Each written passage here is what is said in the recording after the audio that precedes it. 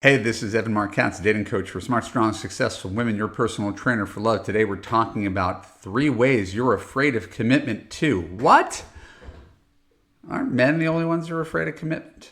You might not identify as afraid of commitment. You might not identify as avoidant attachment style. However, as a coach for 20 years, I have discovered there are some common things that come up in the act of dating when you find someone that you like and the stakes are starting to get higher, and then suddenly the very thing you were chasing your entire life becomes a lot less desirable to you. So we're going to talk about that. Before we talk about that, if you're a Love You Podcast fan, please subscribe on Apple, Spotify, wherever you get your podcasts, YouTube.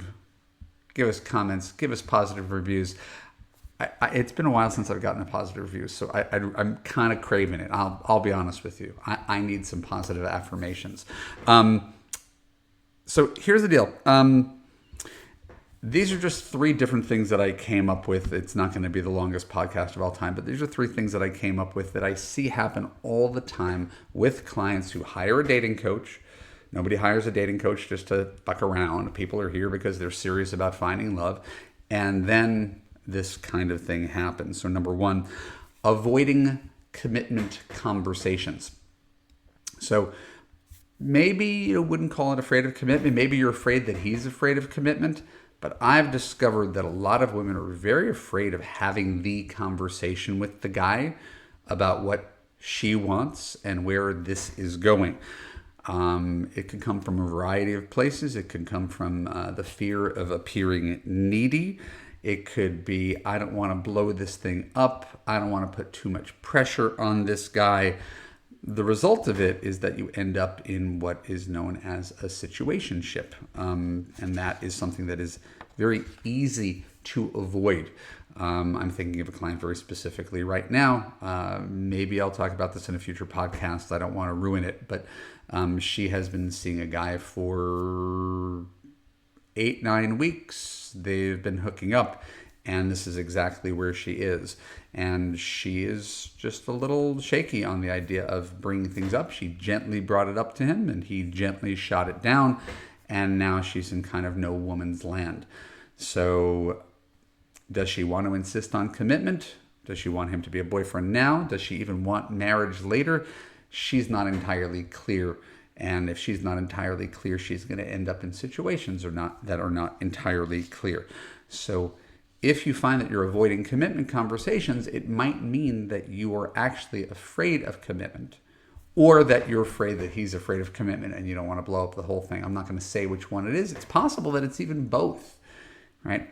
Hurt people, scared people act according to the experiences of their past. So it shouldn't be terribly surprising that if someone has been burned by love repeatedly, has gone through a painful divorce or 2, they are unsure if they ever want to do that again. And I've said a million times, usually when people say, I don't want to get married again, what they're really saying is, I'm afraid of getting married again. I don't want a marriage that looks anything like the previous marriage that I got out of. So they're not afraid of marriage, because when you ask them to describe what they're actually looking for, they describe marriage. I want a guy to wake up next to. I want a guy who loves me unconditionally. I want a guy who has my back, who's my person, who's my partner, who comes to family holidays with me and loves my kids. I just don't want to get married, right? So when people describe what they're looking for the marriage, just without the marriage part, and I could see why that would be very confusing. Next. This is a bigger thing, and it's one of the things that's happened more and more as we've sort of decoupled love, romance, sex, and relationships and commitment. They've all become their own lanes separately, where you could have one without the other. But I think there's a lot of people who are just very, very uncertain. So we're talking about uncertainty in relationships. The first one was avoiding conversations. The second one is uncertainty around committed relationships.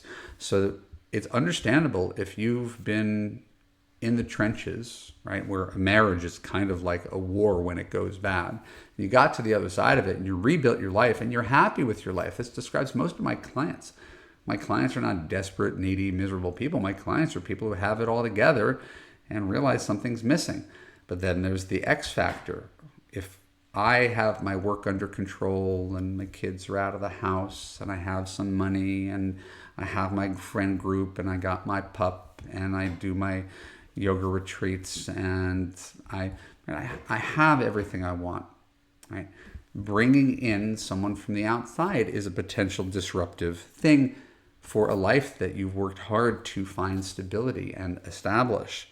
And so factor a few more complications in when you're talking about money and living habits and being neat versus messy and chores around the house and child rearing styles and you could see the infinite ways. And again, certainly if you're a parent, whether the kids are receptive to you having a partner, much less a partner who you integrate into your life, there's a lot of variations where bringing in some from the outside for love could upset an apple cart that you finally got stable. So there's a lot of people who love the idea of, I'm going to put this all together. And I've been talking about kids, but this is plenty of people who are post-kids who just say, I've built myself a life that I really love. Why would I mess with a good thing? Isn't that kind of like hitting on 20? And the reason that it's not like hitting on 20, of course, is that the only way these women found me is because they reached out to me to tell me that despite the fact that they have an amazing life, they really, really do want someone to share it with, right? And so these are all slightly contradictory, right? I have it all. I'm not lonely. I got friends. I got family. I got dogs, right?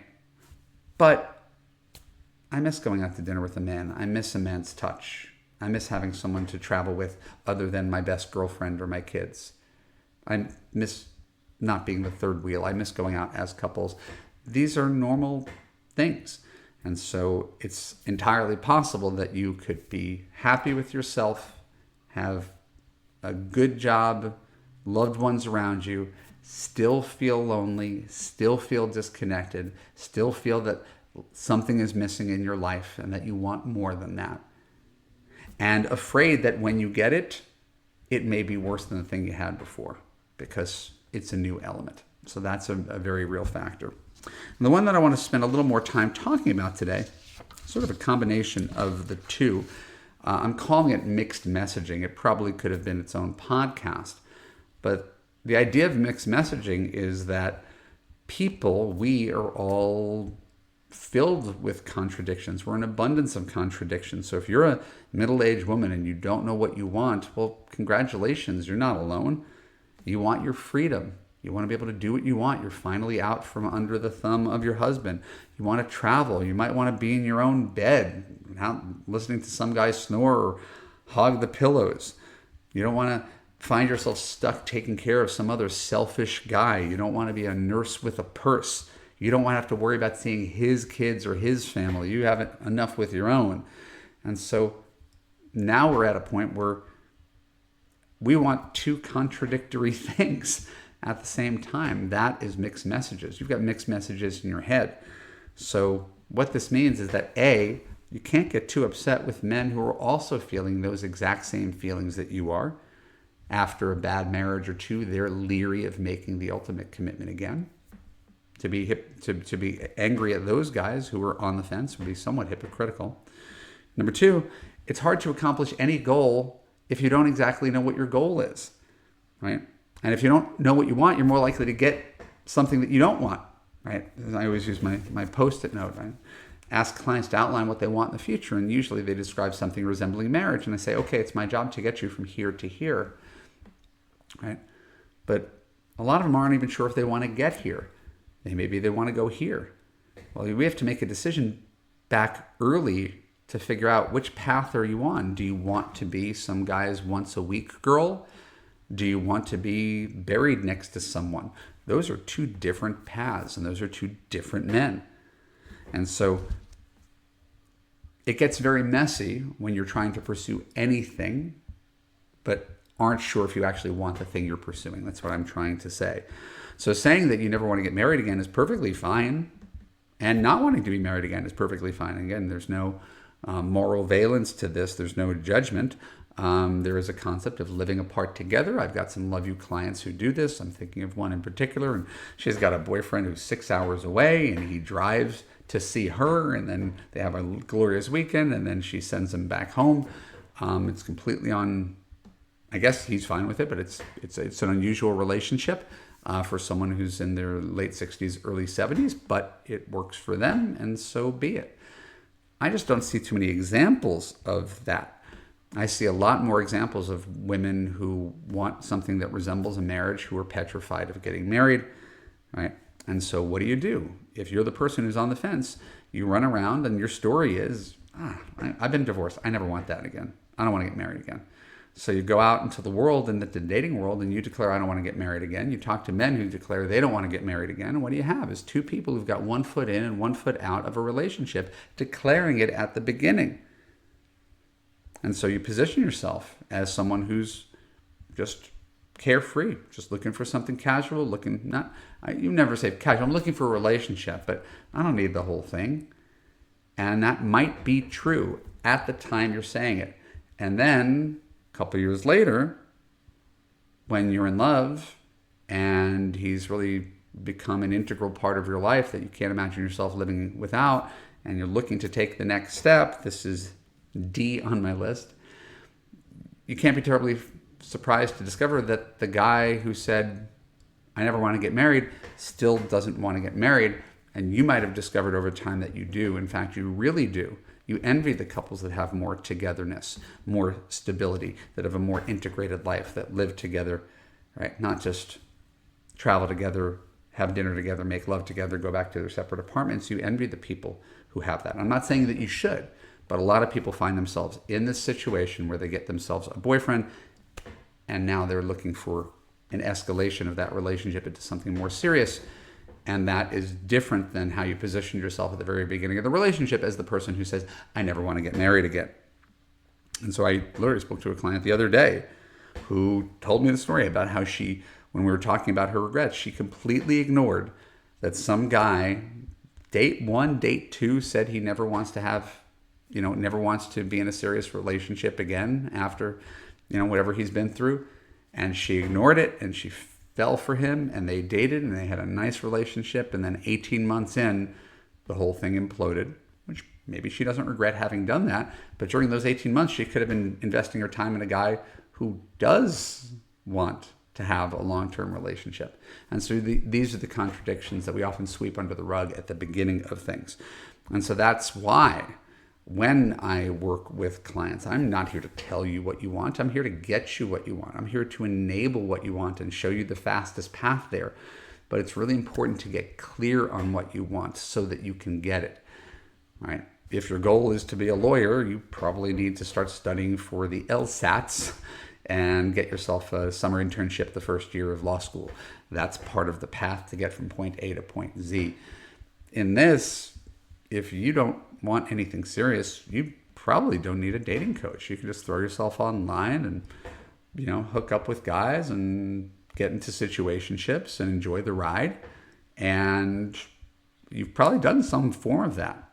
I think that gets old at a certain point in time. I think it gets tiring, the turnover. So there's a trade-off from being with one person for the rest of your life. You're giving something up, some form of novelty and excitement. But you're gaining, in my opinion, through monogamy so much more. And again, I'm not equating monogamy with marriage. There's many forms of doing it. Marriage is just the most popular one, which is why there's 100 million married people in just America alone. It's not a novelty. Right? To me, the novelty still remains people who live 6 hours apart, who are in love and are committed to each other, who see each other occasionally, may talk every day, may feel like a couple. I think that's putting a limit on love. But if that's what you want, then go, you do you. And I can help you get that. You just have to find a guy who wants the same life that you do. And we need to establish that really, really early on. If you're not establishing it early on, right, it's very possible that you get into a relationship where suddenly you've caught feelings, you're in love, and you now have no power. You've given it away to someone who already told you that he does not want the thing that you decided that you want the most. So if you feel that pain, If you've been in that situation before, ignoring these red flags, not listening to your feelings, not being clear with who you are, what you're looking for in the long run, agreeing to terms that you don't want, okay, for now it's fine that we date casual. We don't have to take down our profiles. We don't have to give it a label. We could be boyfriend, girlfriend, but I'm not looking for marriage, so it's totally cool. If you've been burned by agreeing to things that you don't actually want in the long run, please use this as an opportunity to pivot, set healthy boundaries, get clear on what your wants and needs are. And if you don't know how to get that thing, my name is Evan Marc Katz. I'm a dating coach for high achieving women who have everything but the guy and are looking for a relationship that makes them feel safe, heard, and understood. Go to evanmarckatz.com/now, book a free call.